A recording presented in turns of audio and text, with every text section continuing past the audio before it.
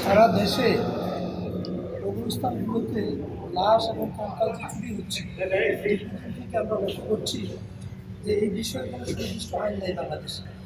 আমরা দেখি আজিমপুর কবরস্থান থেকে শুরু করে সারা দেশের সিটি কর্পোরেশনগুলো এবং আঞ্চলিক এরিয়াগুলোতে অনেক লাশ এবং কঙ্কাল চুরি হচ্ছে এবং এই কঙ্কালগুলো বিভিন্ন জায়গায় বিক্রি হচ্ছে।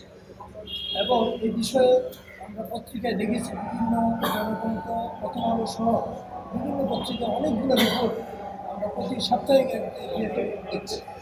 এই বিষয় নিয়ে আমরা হাইকোর্টে রিট করেছি। তারা যে লাশ কঙ্কাল চুরি প্রতিরোধে আইন প্রণয়ন চেয়ে আমরা রিট করেছি যে লাশ সুরক্ষা আইন করা যায় কিনা বাংলাদেশে, এবং এই যে লাশ এবং কঙ্কাল চুরি হচ্ছে সে বিষয়ে সরকার কোনো পদক্ষেপ নিচ্ছে না। এবং এই পদক্ষেপের ব্যাপারে আমরা একটা লাশ সুরক্ষা আইন চেয়ে গত 30/4/2024 তারিখে আমরা 30 তারিখে আজকে শুনানি হয়েছে।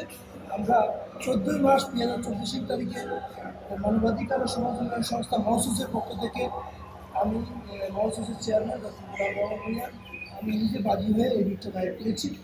এবং রিট দায়ের করার পরে দীর্ঘদিন শুনানি হয়েছে, বেশ কয়েকবার শুনে গত পরশুদিন শুনানি হয়েছে। আজকে হাইকোর্ট বিভাগ আজকে আদেশের জন্য ধার্য করেছেন 30/4/2024 এবং উনি আদেশ দিয়েছেন যে এই যে লাশ এবং কঙ্কাল চুরি হচ্ছে সে বিষয়ে কেন পদক্ষেপ নেওয়া হচ্ছে না সেই বিষয়ে কারণ জানতে চেয়েছেন এবং এই বিষয়ে সার্বজনীন একটা আইন করার জন্য আইন কেন করা হবে না সে বিষয়ে আপনারা উনি আমাকে গত পরশুদিন বলেছেন যে বাংলাদেশের যেহেতু রাষ্ট্র ধর্ম হচ্ছে আইন, বাংলাদেশের রাষ্ট্র ধর্ম আইন হলে এইরকম আইন করতে কোনো বাধা নেই।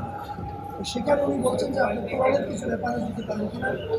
আপনাদের ব্যাপারটা আমি জানাচ্ছি, আমি কোরআনের রেফারেন্স দিয়েছি, বেশ কয়েকটি আয়াতের রেফারেন্স দিয়েছি।